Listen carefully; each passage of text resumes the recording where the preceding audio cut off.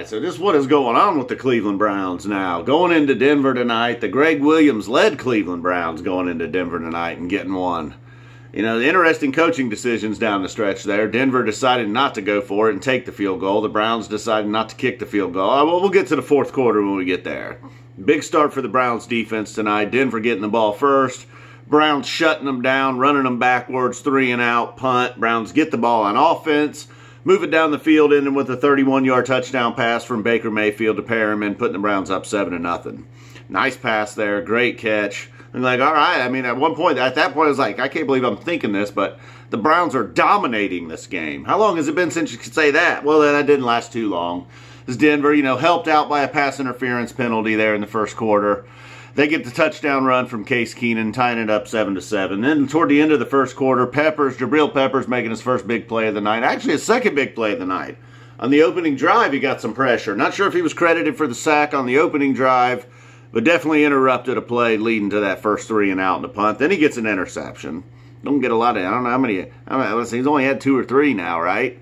Seems something like that. I don't know. So a big one in the first half. Big night for him, actually. It's about, you know, not to turn this into it's about time Jabrill Peppers does something, but look, he did it tonight. That's part of the winning, I guess. It looked like they were using him a little bit differently. It's all right. Maybe Williams moving from defensive coordinator to head coach. I know he claims he's doing both, but they got some other guy over there calling plays now. So it's 7-7 in the first quarter. Denver gets a field goal, goes up 10-7. Browns answer with a field goal of their own, 10-10. Then Baker Mayfield, probably with his worst throw of the night, although he had made some bad throws in the first half. He was overthrowing guys by a lot. One of them leads to a horrible interception where it looked like the Browns were at least going to be able to get a field goal before the half. Go up 13-10. Instead, he overthrows Landry on what was going to be a really tough play anyhow. Denver takes a knee, go into the half 10-10. All right, so then they start the second half, an unlucky fumble. You know, one of the deals where Mayfield's back, he's getting ready to release it. He gets hit, the ball comes out, the old empty hand rule.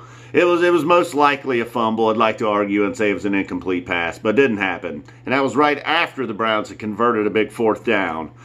So whatever, you know, all right. You know, they get it back, you know, their defense is holding right there.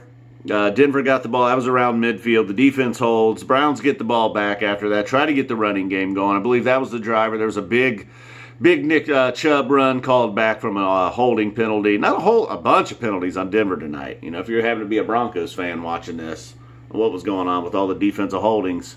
Browns will take it, though. Then the Broncos do eventually get a field goal before the third quarter's out. 13-10 going in there.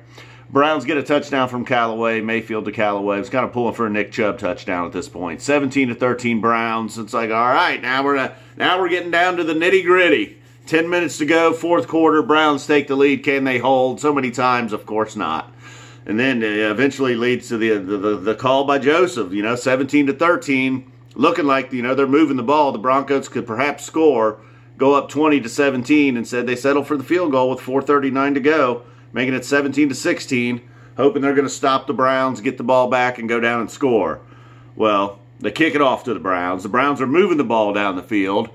Very big run by Chubb on the final drive. It's 17-16 Denver Browns now. They're trying to run out the clock. Denver's using their timeouts. They get to a 4th and 1, 4th and very short. Browns could kick a field goal, go up 20-16. They decide not to kick the field goal. They decide to go for it on 4th down. They're way down in there inside the red zone, so Denver's not going to get great field position, but I'd have felt much better with a 20-16 lead and kicking off. They don't get it on 4th down. It's not even close. There's about 3 Broncos in the backfield, stuffing Chubb for a loss.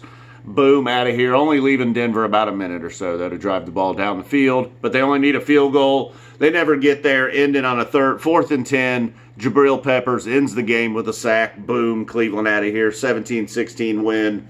The losing streak to the Broncos over. Elway, boom.